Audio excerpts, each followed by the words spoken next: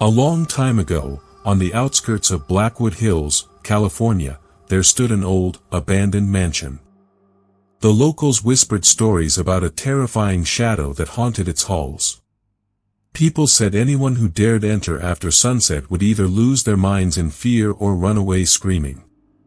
The mansion's walls were blackened with age, and eerie, ghostly sounds echoed from every corner.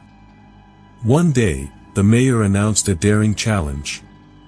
Whoever spends a whole night alone in the Blackwood Mansion without fleeing shall receive $50,000. Hearing the reward, many young men volunteered. But as the evening shadows stretched long across the hills, their courage evaporated. Not a single one dared cross the threshold. When this news reached Mr. Nathaniel Parker, a witty and fearless man known in town for his clever tricks, he strode into the mayor's office and said, "Sir, I accept the challenge. This money will be handy, and as for fear, fear only exists where reason fails. Let's see who has the brains and who has the courage." The townsfolk gasped. Some whispered that Nathaniel had lost his mind, while others predicted it would be his last night alive. Even the mayor tried to dissuade him.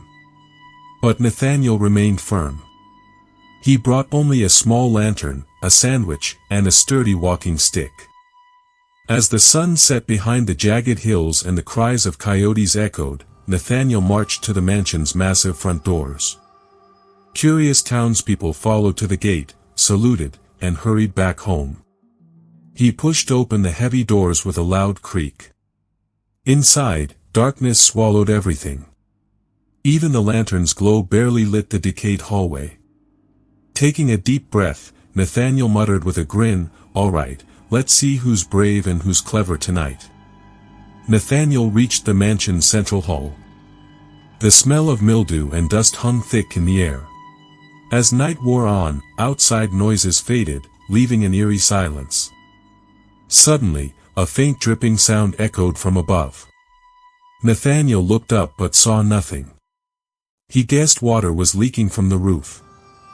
Then came the sound of footsteps dragging something heavy across the floor. The noise approached. Nathaniel felt a presence right behind him.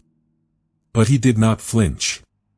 Thinking of the reward, he reminded himself, "If I lose my nerve, $50,000 will vanish."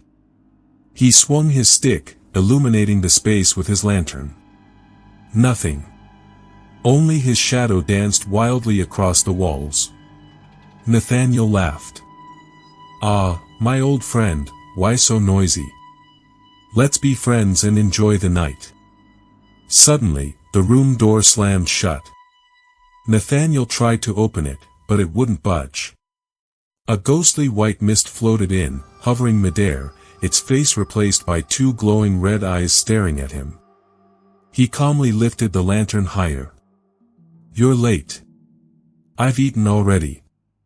Hungry? No. Good. Let's sleep then." The shadow lunged with a scream. Nathaniel swung his stick, air. Nothing. The shadow vanished. A chilling laughter echoed through the mansion. The lantern's oil was running low. Darkness crept in.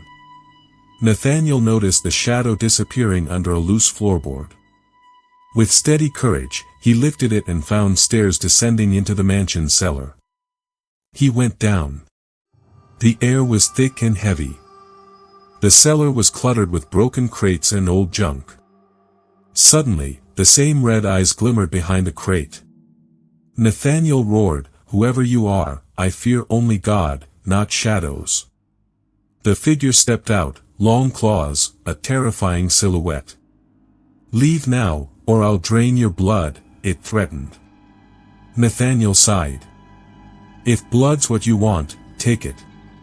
But first, after all these years down here, aren't you tired? I have bread and salt. Sit, eat, maybe calm down." The shadow froze. Nathaniel realized the trick. It was no ghost, just a man playing a scare. Pulling aside a curtain, he revealed a thin, trembling man wearing a scary mask and holding two red glass pieces to simulate glowing eyes. "I'm not a ghost," the man cried. "My friends and I spread rumors to scare people away so we could hide our stolen treasures here." Indeed, the cellar contained stolen jewelry, gold, and valuables. The thief begged Nathaniel to take the loot and let him go. Nathaniel tied the thief with a rope to a crate and waited for sunrise. As the first light pierced the broken windows, townspeople gathered, expecting him to be missing, or worse. The heavy doors creaked open. Nathaniel emerged, calm and triumphant, holding his stick and the rope with the trembling thief. He presented the man to the mayor. "Your Honor, here is your ghost. It neither drinks blood nor floats. Just a cowardly thief." The mayor awarded Nathaniel the $50,000. But Nathaniel took only a single $100 bill. Smiling, he said, "I accepted the challenge to spend the night, not for money. The rest should go to those robbed by this man.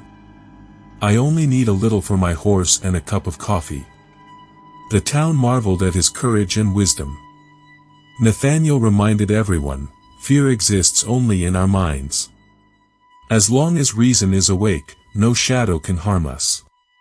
From that day, the mansion in Blackwood Hills was no longer feared.